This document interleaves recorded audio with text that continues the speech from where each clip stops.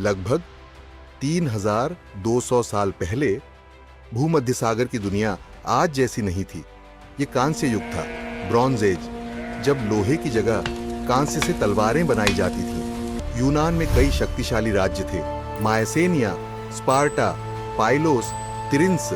हर राज्य का अपना राजा था, अपनी सेना थी और अपने देवता।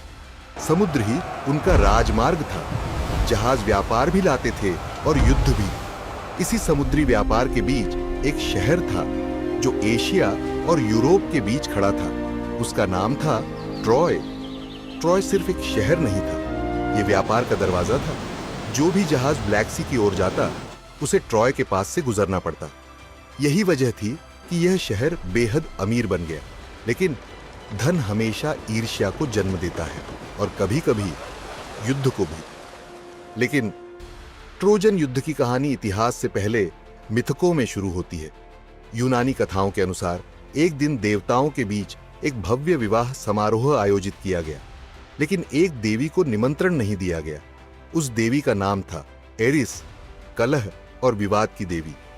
अपमान से क्रोधित होकर उसने समारोह में एक सुनहरा सेब फेंका। उस पर लिखा था, सबसे सुंदर के लिए। बस यहीं से शुरू हुआ वह विवाद जिसने आगे चलकर पूरे संसार को युद्ध में झोंक दिया।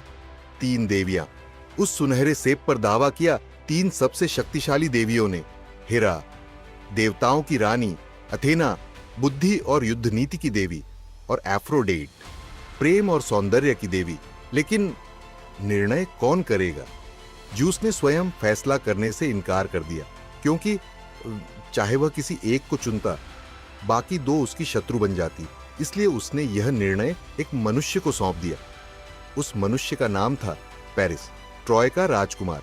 लेकिन उस समय वह महल में नहीं, बल्कि पहाड़ों में एक साधारण चरवाहे की तरह रह रहा था। उसे अंदाजा भी नहीं था कि कुछ ही पलों में लिया गया उसका एक निर्णय इतिहास बदल देगा। 3 देवियां उसके सामने आईं और हर एक ने उसे रिश्वत देने की कोशिश की। हेरा ने कहा, अगर तुम मुझे चुनोगे तो मैं तुम्हें पूरी दुनिया का सबसे शक्तिशाली राजा बना दूंगी। एथिना बोली, अगर तुम मुझे चुनोगे तो तुम्हें ऐसा ज्ञान और युद्ध कौशल मिलेगा कि कोई तुम्हें कभी हरा नहीं पाएगा। लेकिन अप्रोडाइट ने सबसे अलग प्रस्ताव रखा। उसने कहा, अगर तुम मुझे चुनोगे तो मैं तुम्हें दुनिया की सबसे सुंदर स्त्री दिलाऊंगी। पेरिस ने शक्ति नहीं चुनी, उसने बुद्धि भी नहीं चुनी, उसने प्रेम चुना और सुनहरा सेब एफ्रोडाइट को दे दिया।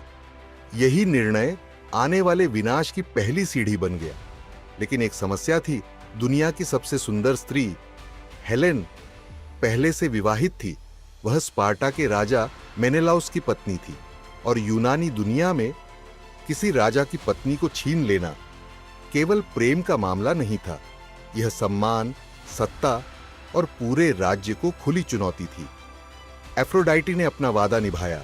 पेरिस स्पार्टा पहुंचा और कुछ समय बाद हेलेन उसके साथ ट्रॉय के लिए रवाना हो गई। क्या हेलेन अपनी इच्छा से गई थी या उसका अपहरण हुआ था? इतिहास इसका निश्चित उत्तर नहीं देता। प्राचीन स्रोत भी इस प्रश्न पर एकमत नहीं है। लेकिन एक बात तय है, जब मेनेलस को इसका पता चला, उसने इसे व्यक्तिगत अपमान नहीं बल्कि पूरे यूनानी संसार का अपमान माना, और यहीं से इतिहास के सबसे प्रसिद्ध युद्ध की उलटी गिनती शुरू हो गई। स्पार्टा का राजा मेनेलस अकेला नहीं था, उसका भाई अगामेम्नॉन यूनान का सबसे शक्तिशाली शासक था। उसने एक एक करके पूरे यूनानी संसार के राजाओं को बुलाना शुरू किया। जल्द ही हजारों सैनिक, सैकड़ों जहाज और इतिहास के सबसे महान योद्धा एक ही लक्ष्य के लिए इकट्ठा होने लगे। उनमें एक नाम ऐसा था जिसकी वीरता की गाथाएं आज भी अमर हैं, अकिलिस। लेकिन क्या अकिलिस शुरुआत से ही इस युद्ध का हिस्सा बनना चाहता था? क्यों ओडिसियस युद्ध से बचने के लिए पागल बनने का नाटक करने लगा? और कैसे लगभग पूरे यूनान ने एक शहर के खिलाफ इतिहास की सबसे बड़ी समुद्री सेना तैयार की? यही जानेंगे अगले भाग में।